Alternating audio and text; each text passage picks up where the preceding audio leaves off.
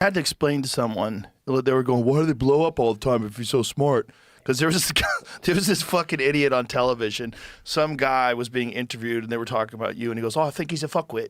And he goes, "He's a fuckwit." And he goes, "Why do you say he's a fuck? Oh, his rockets keep blowing up." And someone said, "Yeah, well, why do his rockets blow?" And I had to explain. Yeah. Because it's the only way you find out what the tolerances are. You have to. You have to. You have to explore the corners of the box. So like, so when you do a new rocket development program, you have to do what's called exploring the limits, the corners of the box, where you say it's like worst case this, worst case that, to figure out where the limits are. So you blow up, not admittedly in the development process, sometimes it blows up accidentally, but we intentionally subject it to a flight regime that is much worse than what we expect in normal flight, so that when we put people on board or valuable cargo, it doesn't blow up.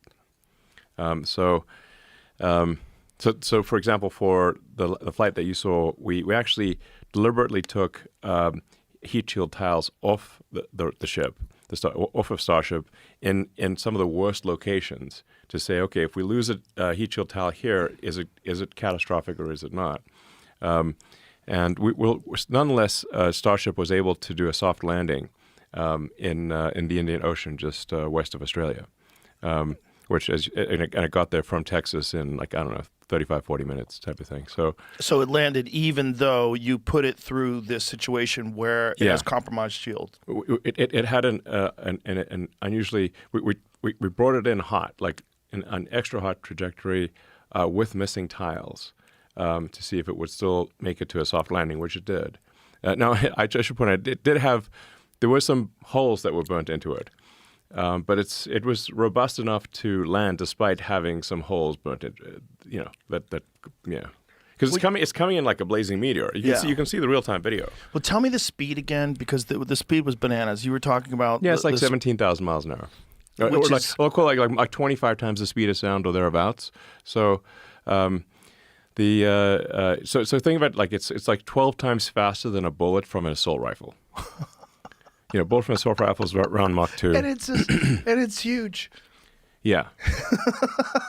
Yeah. Or if you compare it to like a bullet from a 45 or 9 mil, which is subsonic, that's, it'll be about 30 times faster than a bullet from a handgun. 30 times faster than a bullet from a handgun, and it's the size of a skyscraper. Yes. Yeah. That's fast. It's so wild. It's so wild to see, man. It's so exciting. The factory is so exciting too, because genuinely, no bullshit, I felt like I was witnessing history. I felt like it was a scene in a movie where someone had expectations and they what are they doing? They're building rockets, and you go there. And as we were walking through, Jamie, you could speak to this too. Didn't you have the feeling where you're like, oh, this is way bigger than I thought it was. This is huge. It's awesome. It's gigantic. Fucking crazy. That's what she said. The amount of rockets you're making. Man, I don't know if you could... 10 back. Giga Chad in the house.